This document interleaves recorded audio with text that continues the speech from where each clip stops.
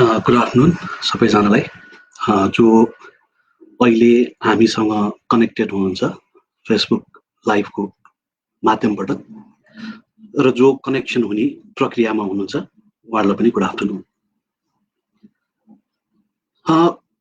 COVID-19 ले हामी सबैजनाको लाइफमा केही न केही किसिमको इम्प्याक्ट पारेको छ। सोसियली होस्, मेन्टली होस्, फिजिकली होस्, कुनै न कुनै रूपमा हामी सबैजना इम्प्याक्टेड भएको छौँ।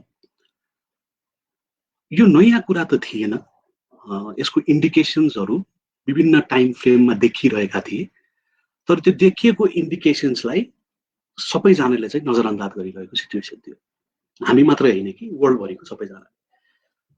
कोभिड-19 जुन स्ट्रेनको भाइरस हो भनौँ न, कोरोना भाइरस भनिन्छ, यसले हामीलाई अलि अगाडिदेखि नै पछ्याइरहेको थियो।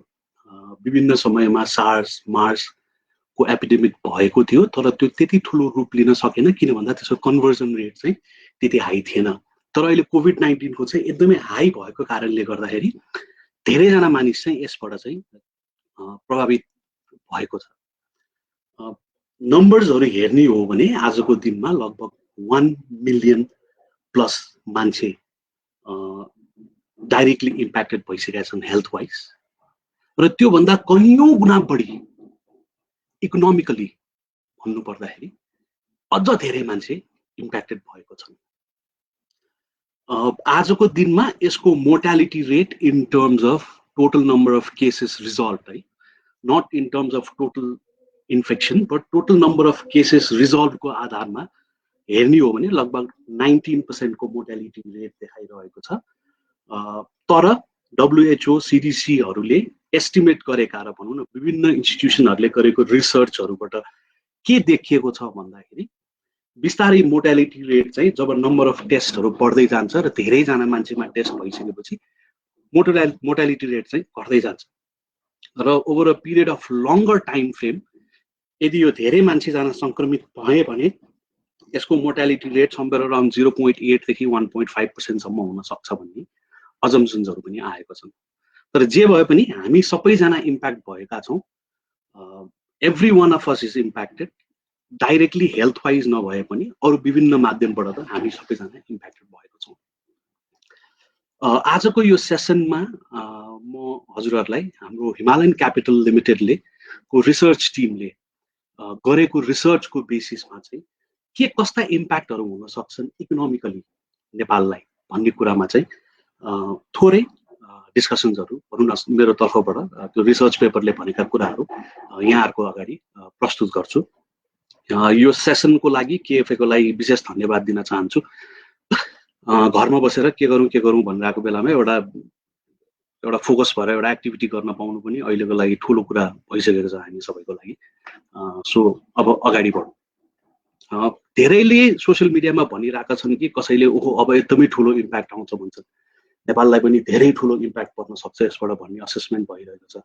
अर्को तर्फको मान्छेहरूले के भनिरहेछन् भन्दाखेरि होइन त्यति ठुलो इम्प्याक्ट पर्दैन, नेपालमा यस्तो इभेन्टहरू त भइरहेकै हो नि, 10-15 दिन बन्द हुनु भने के ठुलो कुरो भएर, जनआन्दोलनको बेलामा पनि 19-20 दिन बन्द भएकै थियो होइन, अर्थक्वेकको बेलामा पनि बन्द भएकै थियो, त्यसमाथि हामीले बन्दहरू झेल्दै आइरहेकै छौँ। सो त्यसले गर्दाखेरि हाम्रो इकोनोमिक एक्टिभिटी त्यति कन्ट्र्याक्ट हुँदैन भन्ने तर्कहरू पनि आइरहेको छ। तर यसको ब्याकड्रपमा गएर हेर्ने हो भने हामी के देख्न सक्छौँ भन्दाखेरि पहिलाको जुन इम्प्याक्ट थियो र अहिलेको इम्प्याक्टमा चाहिँ देयर इज अ डिफरेन्स। पहिलाको र अहिलेको सेम इम्प्याक्ट छैन। त्यो सेम इम्प्याक्ट किन छैन भन्नुहुन्छ भन्दाखेरि पहिला हाम्रो certain area, certain people, certain एक्टिभिटिजहरूलाई मात्रै इम्प्याक्ट परेको थियो, बाहिरी संसारलाई इम्प्याक्ट परेको थिएन। त्यो कारणले गर्दाखेरि हाम्रो इकोनोमीलाई त्यति ठुलो इम्प्याक्ट आएको थिएन, किन इकोनोमिकली वाइज हामी त्यति धेरै इन्टिग्रेटेड छैनौँ बाहिरसँग। तर अहिलेको बेला किन डिफरेन्ट छ भन्दाखेरि अहिले हामीलाई मात्र इम्प्याक्ट परेको होइन, अहिले वर्ल्ड वाइड इम्प्याक्ट परेको छ। सायदै कुनै कन्ट्री बाँकी रह्यो जसमा चाहिँ कोभिडको सङ्क्रमण नदेखिएको होस्, थोरै छन्, तर अहिले हेर्ने हो भने लार्जर पार्ट अफ द वर्ल्डमा कतै न कतै एउटा दुईटा भए पनि सङ्क्रमण देखिसकेको छ। र ट्रेसिङ यति गाह्रो हुन्छ कि यसको पत्ता लगाउनको लागि unless you do massive amount of test, त्यो नगरिकन थाहा नै हुँदैन कि कति पपुलेसनलाई चाहिँ लाग्यो भनेर। र अर्को एउटा कुरा के पनि छ भन्दाखेरि यो this is the first round of infections. So second wave of infection फेरि एउटा सर्टन पिरियड अफ टाइम पछि फेरि आउँछ भन्ने छ। सो त्यसले गर्दाखेरि के देखिन्छ भन्दाखेरि लङ्गर पिरियड अफ टाइमको लागि चाहिँ अहिले चाहिँ अब वर्ल्डको इकोनोमीमा चाहिँ इम्प्याक्ट पर्ने देखिन्छ। हाम्रो सोसियल ह्याबिटको चेन्जेसले गर्दाखेरि, हाम्रो चेन्जेस इन कन्जम्सन प्याटर्नले गर्दाखेरि भनौँ न, हामी आज 14 दिनको लागि लकडाउनमा छौँ, यो बढेर 21 दिन हुन सक्ला, 1 महिना हुन सक्ला, अथवा 14 दिनमा पनि अन्त्य हुन सक्ला। तर अहिले अब हाम्रो मनमा एक किसिमको कस्तो त्रास बसिसक्यो भन्दाखेरि हामी अब धेरै बाहिर जानु हुँदैन, हिलमिल गर्नु हुँदैन। भोलि त्यो मेडिसिनको भ्याक्सिन ननिक्लेसम्म अथवा औषधि ननिक्लेसम्म यो कुराले हाम्रो के छ त, यसले हाम्रो कन्जम्सन प्याटर्नलाई चाहिँ चेन्ज गरिदिन्छ। अब त्यो कन्जम्सन प्याटर्न चेन्ज भएपछि ओभरअल चाहिँ इकोनोमीमा चाहिँ इम्प्याक्ट आउन थाल्छ। माइक्रो इकोनोमिक इम्प्याक्ट पनि हुन्छ र म्याक्रो इकोनोमिक इम्प्याक्ट पनि हुन्छ। त्यो माइक्रो इकोनोमिक इम्प्याक्ट बिस्तारै बिस्तारै स्टेम आउट भएर चाहिँ म्याक्रो इकोनोमिक इम्प्याक्टमा देखिन्छ। माइक्रो इकोनोमिक इम्प्याक्ट हामीले अहिले तुरुन्ती अब बिस्तारै फिल गर्न थाल्छौँ हैन। माइक्रो इकोनोमिक इम्प्याक्ट चाहिँ अलिकति डिलेड हुन्छ। यो चाहिँ हामी अलि पछाडि लङ्गर पिरियड अफ टाइममा, धेरै लामो समय होइन तर अलिकति लङ्गर पिरियड अफ टाइममा गएर चाहिँ हामीले फिल गर्छौँ। सो पहिलाको भन्दा सिचुएसन अलिकति डिफ्रेन्ट छ भन्ने कुरामा त दुई मत छैन जस्तो लाग्छ मलाई। वर्ल्ड वाइड हेर्ने हो भने G20 इकोनोमिजमा अब 3टा मात्रै यस्तो इकोनोमी छ जसले चाहिँ यो वर्ष जिडिपीमा चाहिँ पोजिटिभ कन्ट्रिब्युसन गर्न सक्ने भएको छ। त्योभन्दा बाहेकका सबै कन्ट्रिजहरूमा चाहिँ नेगेटिभ जिडिपी देखिन्छ। त्यो भनेको मतलब त्यो इकोनोमीहरू चाहिँ रिसेसनमा जान्छ भनेर अहिले लेटेस्ट स्टडिजहरूले देखाइरहेको छ। वर्ल्ड ब्याङ्क, IMFले रिलिज गरिरहेको डेटामा पनि जिडिपी ग्रोथलाई चाहिँ डाउनवर्ड ट्रेन्डमा देखाइएको छ। त्यो भन्नुको मतलब चाहिँ वर्ल्डको इकोनोमिक इन्जिनमा इम्प्याक्ट पर्छ भन्न खोजेको हो। त्यो चाहिँ ट्रिकल डाउन भएर नेपालसम्म पनि आइपुग्छ। आजको दिनमा पहिला 2.3% इकोनोमिक ग्रोथ हुन्छ वर्ल्ड वाइड एभरेजमा भनेर अजम्सन गरिएको छ भने आफ्टर कोभिड-19 द्याट एज 2.2 थियो, त्यसलाई चाहिँ अहिले -2.3 मा फोरकास्ट गरिएको छ। भनेको मतलब world economy as a whole will contract भन्ने कुरा 2020 मा देखिसकेको छ। चाँडै रिजल्भ हुने सिचुएसन पनि देखेको छैन, किन भन्दा अहिलेसम्म कुनै पनि मेडिसिनले त्यति राम्रो इफेक्ट गर्न सकेको छ, इम्प्याक्ट पार्न सकेको छैन त्यसमा। र भ्याक्सिन डेभलपमेन्ट चाहिँ लङ साइकल हुने भएको भएर अलिकति समय लाग्ने देखेको छ। त्यो कारणले चाहिँ ग्रोथ फोरकास्टहरू चाहिँ नेगेटिभ हुन थालिसकेको छ। सो नेपालको केसमा त्यो बाहिर नेगेटिभ हुनुको अर्थ के हो त भन्दाखेरि हाम्रो इकोनोमिक एक्टिभिटीलाई हामीले जिडिपीको आधारमा विभाजन गरेर हेर्छौँ भने टुरिज्म सेक्टर, रेमिटेन्स सेक्टर, यो दुईटा सेक्टरले लगभग 35% अफ आवर जिडिपी चाहिँ ओगटेर बसेको छ।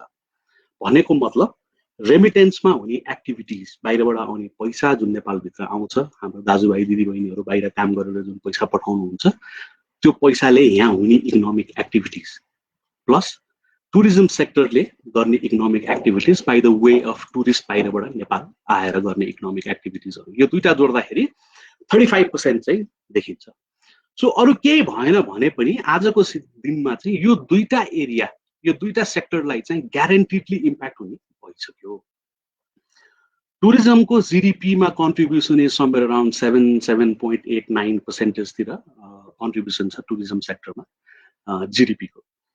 त्यति ठुलो कन्ट्रिब्युसन छैन, त्यही कारणले यो सेक्सन चाहिँ धेरै ठुलो अमाउन्टले इम्प्याक्ट भयो भने पनि ओभरअल जिडिपीमा त्यति धेरै ठुलो इम्प्याक्ट नआउन सक्छ, किन भन्दा अलरेडी यसको कन्ट्रिब्युसन जम्मा 7.9% मात्रै छ। फरेक्स रिजर्भमा पनि यसले त्यति ठुलो रोल प्ले गर्दैन, थोरै सानो बहुत रोल प्ले गर्छ, तर ठुलो रोल प्ले नगर्ने भएको भएर यसमा मात्रै इम्प्याक्ट आइदिएको भए पनि इकोनोमीलाई त्यति ठुलो इम्प्याक्ट आउँदैन थियो होला। रेमिटेन्स आजको दिनमा 27% अफ जिडिपीको हाराहारीमा छ, 27%। सो रेमिटेन्समा यदि कुनै किसिमको कन्ट्र्याक्सन आयो भने त्यसको इम्प्याक्ट चाहिँ हाम्रो इकोनोमीमा अलिकति बलियो तरिकाले फिल हुन्छ। यो भनेको लङ्गर होराइजनमा हुने कुरा मात्रै भएन, अब इमिडिएटली पनि सुरु हुन सक्ने चान्सेस छ। युएसको डेटा हेर्नुहुन्छ भने लास्ट विकसम्म लगभग 6.6 मिलियन पिपलले चाहिँ अनइम्प्लोइमेन्ट क्लेम गरेको छ, जबलेस क्लेम गरेको छ गभर्मेन्टसँग। त्यो भनेको मतलब 66 लाखजना मान्छेले चाहिँ कोभिड-19 को कारणले गर्दाखेरि आजको दिनमा जागिर गुमाइसके युएसमा मात्रै। हाम्रो दाजुभाइ दिदीबहिनीहरू पनि विभिन्न डेस्टिनेसन्सहरूमा चाहिँ काम गरिरहनु भएको छ। उहाँहरू धेरै जसो कन्ट्र्याक्चुअल अग्रिमेन्ट अन्तर्गत नै हायरिङ हुनुभएको हुन्छ। सो त्यो कारणले गर्दाखेरि देयर इज अ पोसिबिलिटी कि यो भोलि लम्बिन थाल्यो भने 7 दिन ठिक छ, 14 दिन ठिक छ, 21 दिन पनि ठिक होला कतिपय ठाउँमा। तर कारणवश हेल्थको कारणले यदि यसलाई हामीले लम्ब्याउनु पर्यो, जुन गर्नुपर्छ, नगर्ने कुरा त भएन।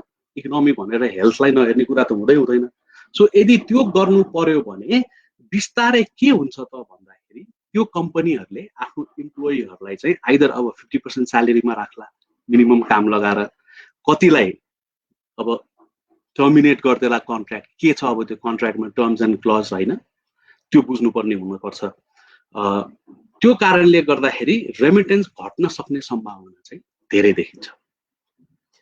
अर्को एउटा इम्प्याक्ट रेमिटेन्समा कहाँबाट पनि परेको छ भन्दाखेरि ओइल प्राइस हजुरहरूले अहिले हेर्नुभयो भने if you look at the oil price continuously तपाईँको ओइल प्राइस चाहिँ फलिङ ट्रेन्डमा छ। यसले 2-4 वटा कुरा अङ्गीकृत गरिरहेको छ। एउटा यो फलिङ ट्रेन्डमा किन छ भन्दाखेरि कोभिड-19 को कारणले गर्दाखेरि वर्ल्ड वाइड ट्रान्सपोर्टेसन पनि हल्ट भएको छ, फ्याक्ट्रिजहरू हल्ट भएको छ। सो त्यो कारणले गर्दाखेरि यसपालि चाहिँ यो वर्षमा उनीहरूले जति डिमान्ड हुन्छ भनेर आफ्नो प्रोडक्सन सेट गरेको थियो त्यो डिमान्ड नहुने भएपछि प्राइसेस बिस्तारै घट्न थालेको छ। र त्यो सँगसँगै अहिले अर्को एउटा कुरा पनि बाहिर देखिएको छ, साउदी अरेबिया र रसियाको बीच अलिकति टसल देखिएको छ प्रोडक्सन कटको बारेमा। सो त्यो कारणले गर्दाखेरि त्यो टसलको कारणले गर्दाखेरि साउदी अरेबियाले आफ्नो प्रोडक्सनलाई म्यासिभली इन्क्रिज गरेको छ। सो त्यो इन्क्रिज गरेको कारणले गर्दाखेरि मार्केटमा ओभर सप्लाई देखिएर चाहिँ ओइल प्राइसेस तल गइरहेको छ। मिडल इस्टको इकोनोमीहरू भनौँ, धेरै इकोनोमीहरूलाई चाहिँ आफ्नो इकोनोमिक एक्टिभिटिजहरूलाई ब्यालेन्स गर्नको लागि एटलिस्ट ओइल प्राइस चाहिँ 50 देखि माथि 60 सम्मको रेन्जमा बस्यो भने that will be at least beneficial for number of institution, number of countries भनौँ न होइन। त्योभन्दा माथि भयो भने त अझ उनीहरूलाई बजेटमा सरप्लस हुन्छ होइन, तर त्यति मात्रै कम्तीमा हुनुपर्ने जरुरी देखिन्छ। सो त्यो कारणले गर्दाखेरि ओइल प्राइस यसरी तल भएको कारणले गर्दाखेरि इकोनोमिक एक्टिभिटिज हाम्रो जुन भनौँ न कतारमा, मिडल इस्टमा जो हुनुहुन्छ काम गरिरहनु भएको छ त्यहाँनिर चाहिँ इम्प्याक्ट पर्न सक्ने देखियो। अब त्यहाँ इकोनोमिक एक्टिभिटीमा किन इम्प्याक्ट पर्ने भन्दाखेरि ओइल प्राइस तल छ। सो जीडीपीमा ओइल प्राइस तल हुने बित्तिकै के हुन्छ त उनीहरूको पैसाको क्रिएसनको साइकलदेखि लिएर सबै कुरामा इम्प्याक्ट पर्न थाल्छ। त्यसले इन्फ्रास्ट्रक्चर स्पेन्डिङ्सहरू घटाउन थाल्छ, जुन अहिले धेरै लामो समयदेखि साउदीहरू भनौँ, तपाईँको मिडल इस्ट इकोनोमी भनौँ, मेजर भनेको इन्फ्रास्ट्रक्चर स्पेन्डिङबाट अगाडि बढिरहेको हो होइन। यहाँ रियल स्टेटको डिमान्डदेखि लिएर सबै कुरा क्रिएट गरेर अगाडि बढाइरहेको छ, फाइनेन्सियल सिस्टम पनि छ होइन। सो त्यो कारणले गर्दाखेरि त्यहाँनिर इम्प्याक्ट पर्यो भने चाहिँ कर्मचारीहरूलाई निकाल्ने सम्भावना भएको कारणले गर्दाखेरि नेपालमा चाहिँ धेरै इम्प्याक्ट पर्न सक्ने देखिन्छ यो एङ्गलबाट हेर्दाखेरि। सो ओइल प्राइसको पनि इम्प्याक्ट छ, प्लस अलरेडी कोभिड-19 को पनि इम्प्याक्ट छ। सो यो भएपछि अब के हुने भयो भन्दाखेरि डबल इम्प्याक्ट हुने भयो रेमिटेन्समा। अहिले छोटो समयमा अलिअलि पैसा आउन कम होला, तर लामो समयमा कामदारै फिर्ता आउन थाल्यो भने के गर्ने, त्यो स्टेजमा हामीले कसरी म्यानेज गर्ने, त्यो चाहिँ हाम्रो इकोनोमीको लागि एकदमै ठुलो थ्रेट अहिलेको हिसाबमा भनौँ न। एकदम वर्स्ट केस सिनारियो भयो भने त्यो चाहिँ एउटा एकदमै ठुलो थ्रेट हुन जान्छ हाम्रो इकोनोमीको लागि। टुरिज्ममा इम्प्याक्ट भइहाल्यो, रेमिटेन्समा इम्प्याक्ट भइहाल्यो। यसपालिको एग्रिकल्चरल प्रोडक्सन पनि हाम्रो त्यति राम्रो भएको छैन। फौजी किराको प्रकोप धेरै ठाउँमा देखिएको थियो, धानको बिउमा प्रब्लम थियो। त्यो कारणहरूले गर्दाखेरि एग्रिकल्चरलको रेभिन्यू साइड पनि त्यति स्ट्रङ देखिँदैन, त्यो भनेको लगभग अर्को 30% हो। अब जब हामी सर्भिस सेक्टरतिर जुन चाहिँ 55% जति छ हाम्रो जीडीपीमा कन्ट्रिब्युसन गर्ने, त्यो सर्भिस सेक्टरको पनि धेरै ठुलो इम्प्याक्ट आउने बाँकी नै छ। अब यसको इम्प्याक्ट चाहिँ हामीलाई कहाँबाट आउँछ भन्दाखेरि हाम्रो ब्याङ्किङ सिस्टमको थ्रुबाट आउँछ। टुरिज्मको थोरै कुरा गरौँ, 1.1 मिलियन टुरिस्ट आएको रहेछ हाम्रोमा लास्ट फिस्कल इयरमा। 1.1 मिलियन जति टुरिस्ट आएको रहेछ र लास्ट 8 इयर्सको स्पेन्डिङ प्याटर्न हेर्ने हो भने लगभग 61,000 रुपिस चाहिँ उहाँहरूले स्पेन्ड गर्नुहुँदो रहेछ आएर।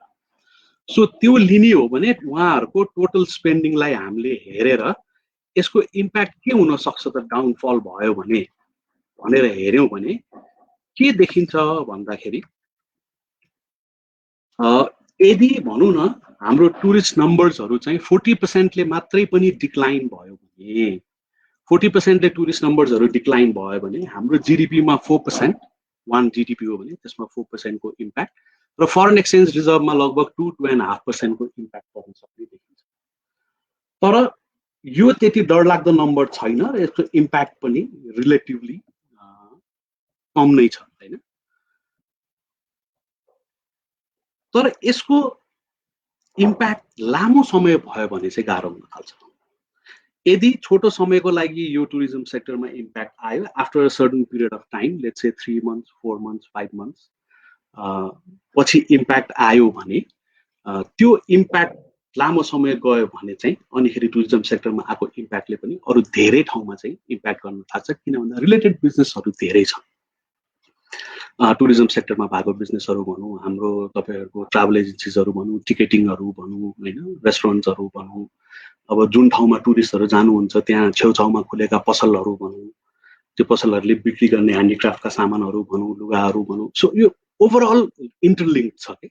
सो एक ठाउँमा लामो समय कमी आइदियो भने यसपछि ट्रिकल डाउन हुँदै गयो भने त्यसले चाहिँ झन् ठुलो इम्प्याक्ट ल्याउँछ। रेमिटेन्समा इम्प्याक्ट हेर्दाखेरि के देखिन्छ भन्दाखेरि रेमिटेन्स अब इमिडिएटली केही समयको लागि अलिकति घट्ने त देखिसकेको छ हैन। ग्रोथ रेट अलरेडी रेमिटेन्सको नेगेटिभ टेरिटरीमा गइसकेको थियो यो इम्प्याक्ट हुनुभन्दा अगाडि नै। अब यो इम्प्याक्ट हुँदाखेरि नेगेटिभ ट्रेन्डमा अझ बढी जान सक्ने देखिन्छ। भनौँ न इमिडिएटली 14 दिन 15 दिन काम नपाएर मान्छेहरू बसिरहनु भएको छ, यदि उहाँहरूको कम्पनीले चाहिँ त्यो पिरियडको स्यालेरी चाहिँ डिडक्ट गरिदिने भयो अथवा लिभमा एडजस्ट गरिदिने भयो भने डाइरेक्टली इन्डाइरेक्टली उहाँहरूले नेपालमा पैसा पठाउने क्यापेसिटी त घट्छ। सो त्यो क्यापेसिटी घटिसकेपछि हाम्रो इकोनोमीमा चाहिँ इन्टरलिङ्क्ड इम्प्याक्ट आउँछ, किन त्यसैले गर्दाखेरि हाम्रो टोटल कन्जम्सनहरू हुने भनौँ न यति धेरै सामानहरू हामी बाहिरबाट इम्पोर्ट गर्छौँ, त्यसमा खर्च गर्छौँ, त्यसको क्यापेसिटीमा रेमिटेन्सको ठुलो हात छ। नेपाललाई पोभर्टी लाइनबाट माथि निकाल्नमा रेमिटेन्सको एकदमै ठुलो हात छ। गभर्नमेन्ट साइडबाट अरू केही ठुलो त्यस्तो राम्रो एक्टिभिटी नभए पनि रेमिटेन्सको कारणले मात्रै पनि पोभर्टी लाइनबाट धेरै मान्छेहरू बाहिर आउनु भएको छ।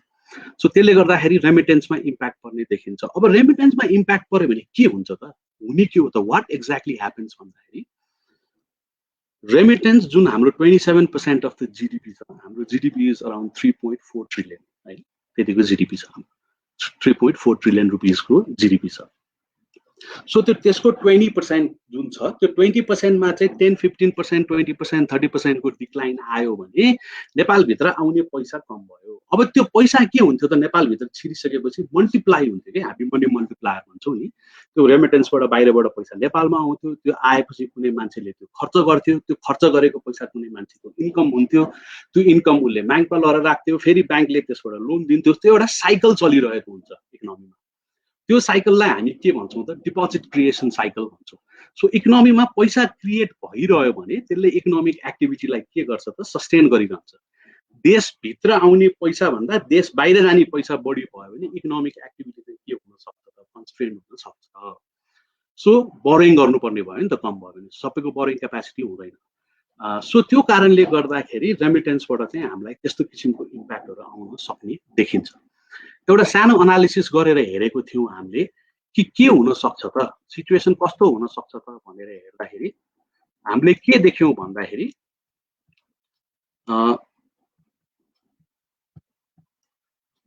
आजको दिनमा यदि रेमिटेन्स नम्बर्सहरू घट्न थाल्ने हो भने डिफ्रेन्ट एक्जाम्पल भनौँ न 33% स्यालेरी कट हुने हो भने मान्छेको, अथवा 65% स्यालेरी कट हुने, यो 6 महिनासम्म लम्बिने भयो भने, यदि लामो समयसम्म यो रहन गयो भने यसले चाहिँ हाम्रो टोटल कन्ट्रिब्युसन जुन छ रेमिटेन्सको जिडिपीमा त्यो कन्ट्रिब्युसनमा चाहिँ 20-25% सम्मको इम्प्याक्ट चाहिँ आउन सक्ने देखिन्छ अहिलेको सिनारियोमा। सो त्यो भइदियो भने के हुन्छ त भन्दाखेरि ब्याङ्कमा अहिले हाम्रो जुन हिसाबको लेन्डिङहरू चलिरहेको छ, लोनहरू दिइरहेका छौँ हामीले हैन, त्यो लोनहरू दिनको लागि चाहिँ एउटा ठुलो सोर्स के हो त भन्दाखेरि रेमिटेन्सबाट आएको पैसा हो। त्यसले डिपोजिट क्रिएसनमा हेल्प गरिरहेछ। सो एउटा रिलेसनसिप हेर्ने हो भने नेपालमा अहिले लगभग 400 बिलियन जतिको चाहिँ डिपोजिट क्रिएट भइरहेको देखिन्छ एनुअली। सो त्यो 400 बिलियन डिपोजिट क्रिएसनले चाहिँ नेपालको चाहिँ जुन इन्जिन छ त्यो इन्जिनलाई चाहिँ चलाइरहेको छ होइन। र रेमिटेन्सको ठुलो हिस्साले चाहिँ त्यसमा सहयोग गरिरहेछ। बाहिरबाट रेमिटेन्स आउँछ, त्यो रेमिटेन्स यहाँ साटिन्छ, साटेर सेन्ट्रल ब्याङ्कमा डलर जान्छ होइन, त्यहाँबाट बाहिर जान्छ युजको लागि, र नेप्लिज रुपिज चाहिँ नेपाली इकोनोमीमा भित्र छिर्छ र त्यसले चाहिँ डिपोजिट क्रिएट गर्छ। त्यसको आधारमा ब्याङ्कहरूले लेन्डिङ गर्ने। सो त्यो डिपोजिट क्रिएसन यदि हिट हुने हो भने रेमिटेन्सको कारणले भनौँ न 20 रेमिटेन्स आउने पैसा घट्यो भने 20-30% आउने रेमिटेन्सको पैसा यदि नेपालमा घट्ने हो भने त्यसले जिडिपीमा के इम्प्याक्ट ल्याउँछ? अब रिलेसनसिप गरेर हेर्न सकिन्छ नि त यस्ता कुराहरू। सो यस्तो कुरा हेर्दाखेरि चाहिँ 27-30% को जुन कन्ट्रिब्युसन छ रेमिटेन्सको त्यसमा 20-25% को इम्प्याक्ट आउन सक्ने देखिन्छ। त्यो भनेको टोटलमा 10-15% सम्मको इम्प्याक्ट सजिलै आउन सक्ने देखिन्छ। आजको हामी अलरेडी बोरोइङ साइडमा भएको इकोनोमी हौ, हामीसँग एक्सेसेस छैन। आफ्नो इकोनोमिक एक्टिभिटी चलाउनको लागि हामीले के गर्नुपर्छ त, आइदर बाहिरबाट पैसा बोरो गर्नुपर्छ अथवा के गर्नुपर्छ त नेपालमा चाहिँ बाहिरबाट पैसा ल्याउन सक्नुपर्छ, एफडिआई को रूपमा त्यस्तो रूपमा पैसा ल्याउन सक्नु पर्यो। सो त्यो ल्याउन सक्ने क्यापेसिटी न्यून भएको कारणले गर्दाखेरि हाम्रो इकोनोमी चाहिँ यो सकको कारणले गर्दाखेरि इम्प्याक्ट हुने चान्सेस अझ धेरै देखिन्छ। यसमा हामी सबैजना सजग हुनुपर्छ, स्पेसली पोलिसी मेकर्सहरूले यो कुरालाई राम्रोसँग एनालाइज गरेर के हुन सक्छ त एक्चुअल इम्प्लिकेसन हाम्रो लागि, सर्ट टर्ममा के हुन्छ, मिडियम टर्ममा के हुन्छ र लङ टर्ममा के हुन्छ, त्यो इम्प्याक्ट हेरेर चाहिँ अब हाम्रो इकोनोमीलाई कसरी निकाल्ने त त्यो इम्प्याक्टबाट भनेर सोच्नुपर्छ। ब्याङ्किङ सेक्टरमा धेरै कुरा गर्न सकिन्छ जसले चाहिँ यो इम्प्याक्टको ब्लोलाई चाहिँ अलिकति के गर्न सक्छ त भन्दाखेरि तान्नमा मद्दत गर्छ सबैको लागि होइन। जस्तै भनौँ फर इक्जाम्पल ब्याङ्क्सहरूले लोन दिइरहेको छ, त्यो लोन दिने क्यापेसिटी कम हुने हो रेमिटेन्सको कारणले गर्दाखेरि 20% 25% रेमिटेन्स घट्यो भने हाम्रो डिपोजिट क्रिएसन कतिले घट्छ, 100 बिलियन 200 बिलियन कतिले घट्न जान्छ। त्यो घटेको कारणले उनीहरूको क्यापेसिटी कम भयो। अब यो क्यापेसिटीलाई कसरी इन्क्रिज गर्ने त सर्ट टर्मको लागि भनेर पोलिसी मेकर्सहरूले सोच्नु पर्यो। आई डोन्ट नो छोटो समयको लागि सिसिडीहरूमा रिल्याक्सेसन दिने हो कि अथवा प्रायोरिटी सेक्टरमा गरेको लेन्डिङलाई कम्प्लिटली सिसिडीमा काउन्ट गर्नु नपर्ने किसिमको केही गर्ने हो कि कसरी हुन्छ, लेन्डिङ क्यापेसिटीलाई इन्ट्याक्ट राख्नु पर्यो। ब्याङ्कको लेन्डिङ क्यापेसिटी इन्ट्याक्ट भएन भने जुन फाइनेन्सियल सक इकोनोमीमा आएको हुन्छ त्यसलाई चाहिँ अब्जर्भ गर्ने फेरि हामीसँग केही पनि उपाय हुँदैन। हामी सबैले बुझ्नु पर्यो यो ट्रिकल डाउन हुँदै जान्छ भोलिको दिनमा। सो अहिले नै हामीले पोलिसिजहरूलाई ठाउँमा बनाएर राख्नु पर्यो, सोच्नु पर्यो। इम्प्याक्ट परेका इन्डस्ट्रिजहरू छन्, धेरैलाई इम्प्याक्ट परेको छ। अहिले त हेर्नुहोस् सानो पसलदेखि लिएर सबैलाई इम्प्याक्ट परेको छ। मोबाइल बनाउने मान्छे भन्नुहोस्, तपाईँ पसल खोलेर होइन, अरू कुनै के व्यापार गर्ने, पत्रिका बेच्ने, स्टेसनरी बेच्ने कति छन्, घर घरमा पसल छन् हाम्रो। हेर्नुहोस् त कस्तो छ इकोनोमी, काठमाडौँभित्रको इकोनोमी तपाईँ हेर्नुहोस् त। बाटोबाट आउँदाखेरि सानो स्मल पसलहरूले इकोनोमीलाई चलाइरहेको छ।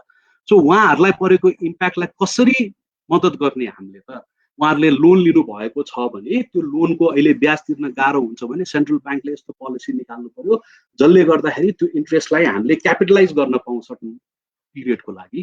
सर्टन पिरियडलाई क्यापिटलाइज गरेपछि बिस्तारै कम्पनीले तिर्दै जान्छ त्यो लोनलाई। सो त्यसरी पनि गर्न सकिन्छ।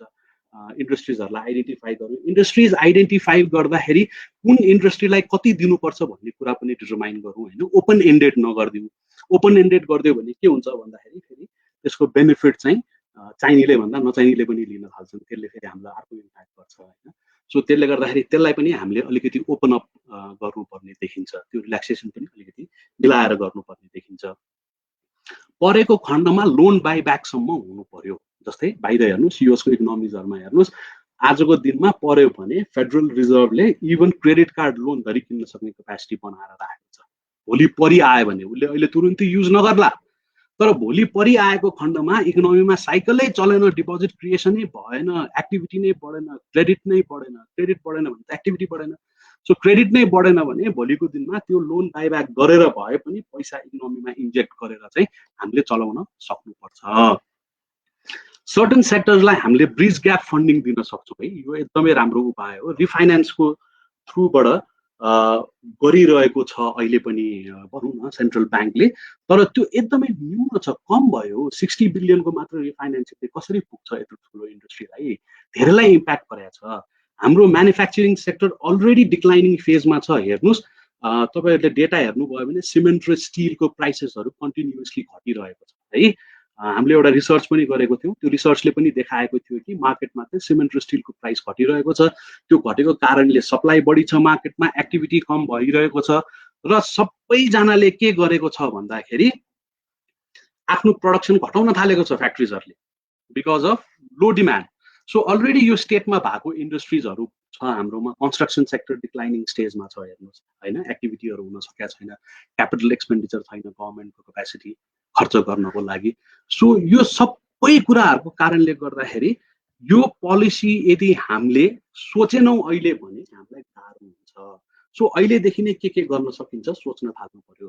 ब्रिज ग्याप फन्डिङ एकदम राम्रो उपाय हो, त्यसलाई युटिलाइज गरौँ। रिफाइनेन्सिङको अमाउन्ट बढाउने कि अथवा लङ्गर टेन्युरलाई दिने कि त्यो रिफाइनेन्सिङमा दिएको लोनको पैसाले ब्याङ्कले फेरि लोन क्रिएट गर्न सक्ने कि होइन, त्योसम्म सोचेर अगाडि बढ्नु पर्यो।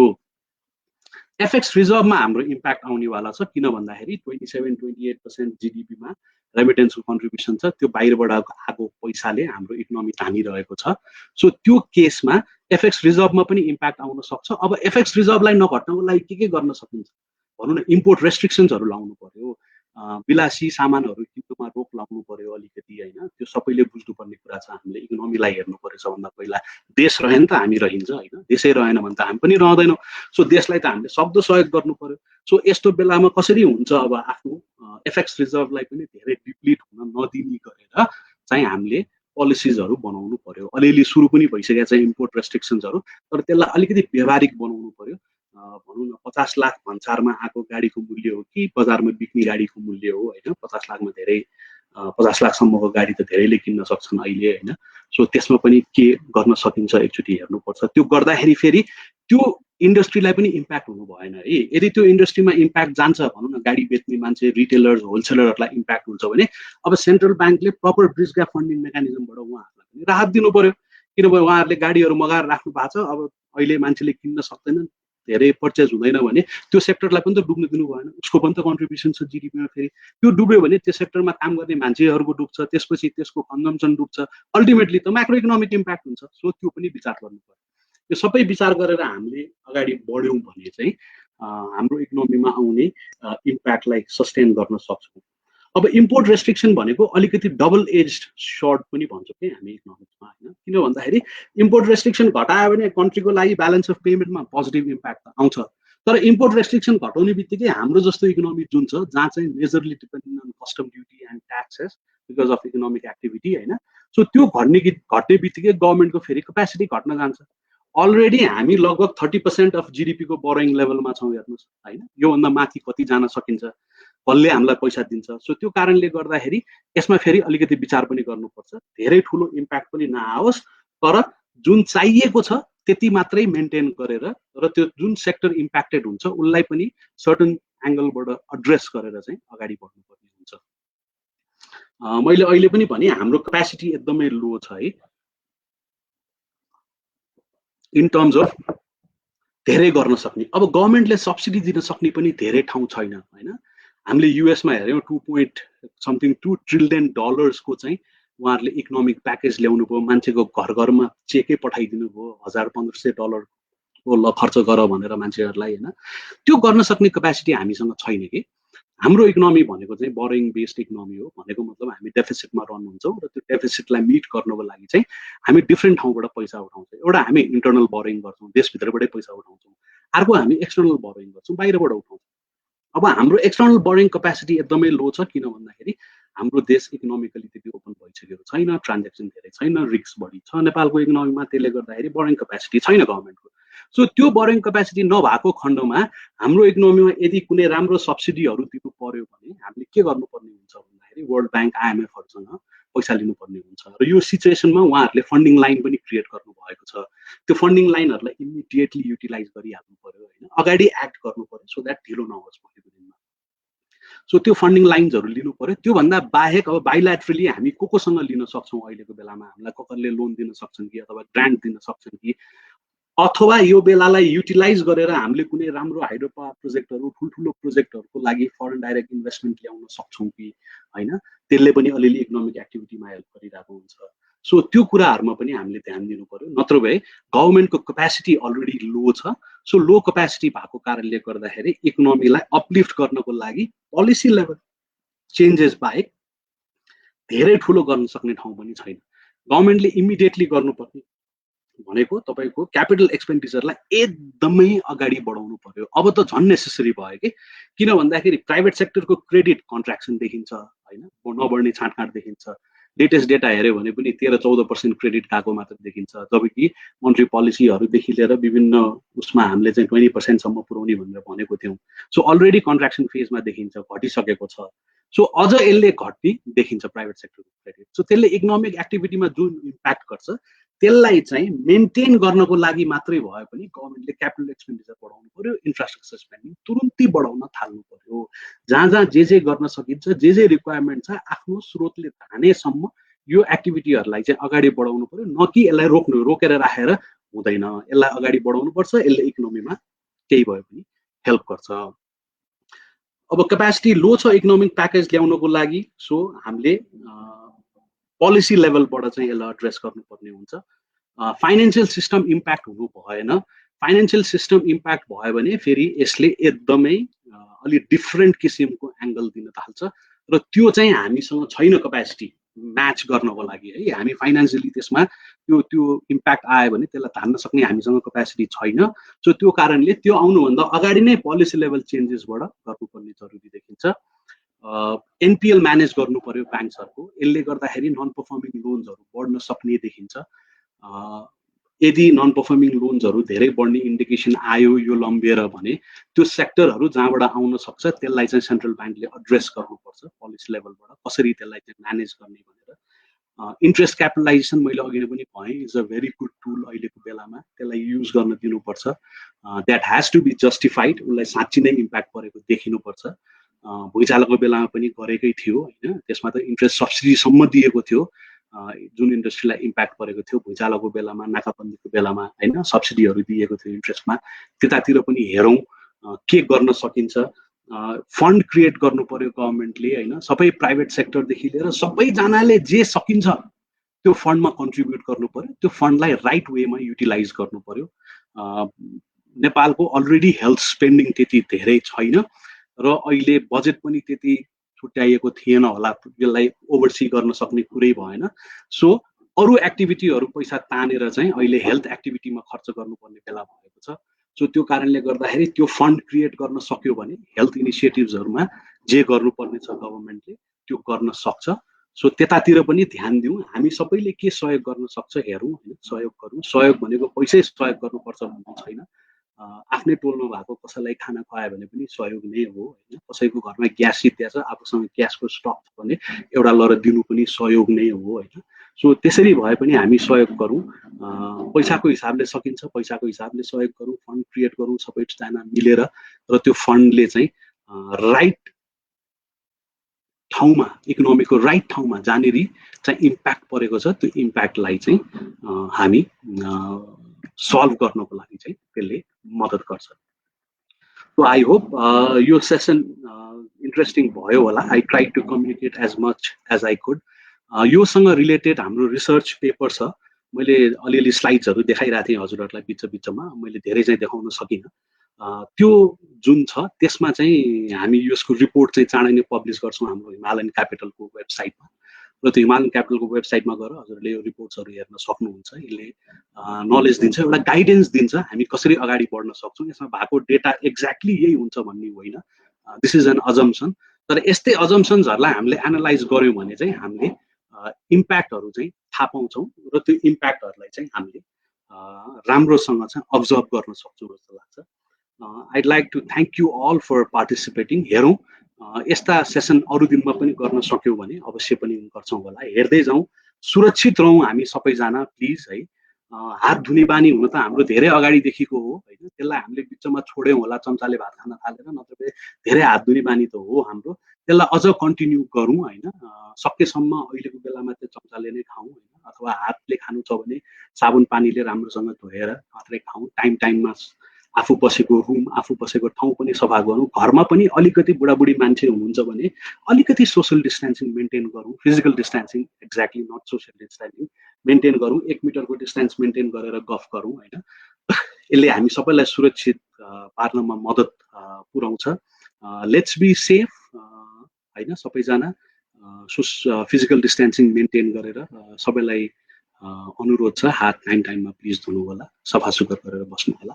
थ्याङ्क यू सो मच, नमस्कार, सी यू सुन।